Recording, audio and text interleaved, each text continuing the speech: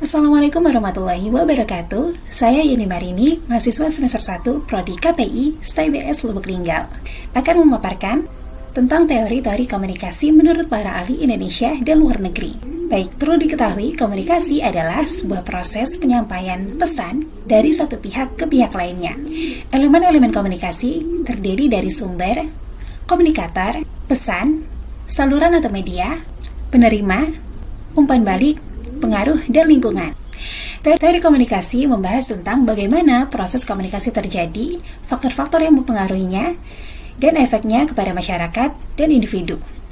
Baiklah, mari kita bahas 10 teori komunikasi dari para ahli Indonesia dan luar negeri. Yang pertama, teori komunikasi dari ahli Indonesia. Yang pertama, teori komunikasi integratif oleh Deddy Mulyana tahun 2000, yaitu menggabungkan berbagai teori komunikasi untuk memahami proses komunikasi secara utuh. Contohnya seperti satu perusahaan yang menggunakan berbagai saluran komunikasi seperti media sosial, telepon, dan email untuk berinteraksi dan berkomunikasi kepada pelanggan. Yang kedua yaitu teori komunikasi partisipatif oleh Ondong U. Effendi tahun 2003, yaitu mendorong partisipasi aktif dalam komunikasi untuk mencapai tujuan bersama. Contohnya seperti diskusi kelompok dalam rapat kerja untuk mencapai tujuan bersama. Yang ketiga, teori komunikasi interaksional oleh Jalaluddin Rahmat tahun 1999. Yaitu menekankan interaksi antara pengirim dan penerima dalam komunikasi. Contohnya seperti berdiskusi dengan teman dalam media sosial ataupun pertemuan secara langsung. Yang keempat, teori komunikasi strategis oleh Nuruddin tahun 2010, yaitu komunikasi sebagai alat untuk mencapai tujuan dengan efektif. Contohnya seperti perusahaan yang menggunakan strategi komunikasi untuk meningkatkan penjualan.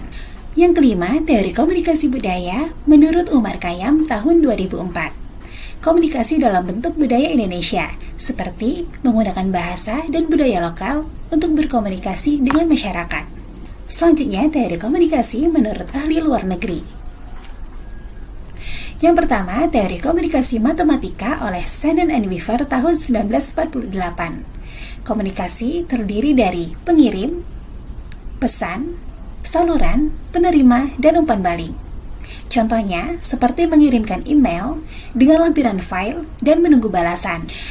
Yang kedua, teori komunikasi sebagai proses oleh Schramm 1954. Komunikasi melibatkan konteks dan situasi.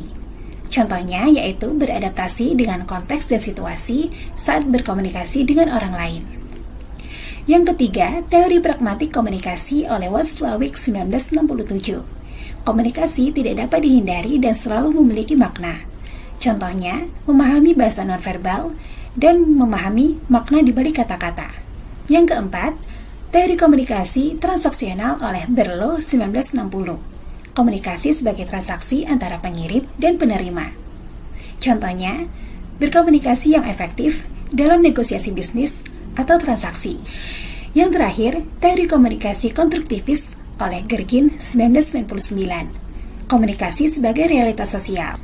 Contohnya, media sosial membentuk opini publik tentang isu-isu sosial. Itulah tadi 10 teori komunikasi menurut ahli Indonesia dan luar negeri. Semoga bermanfaat. Wassalamualaikum warahmatullahi wabarakatuh.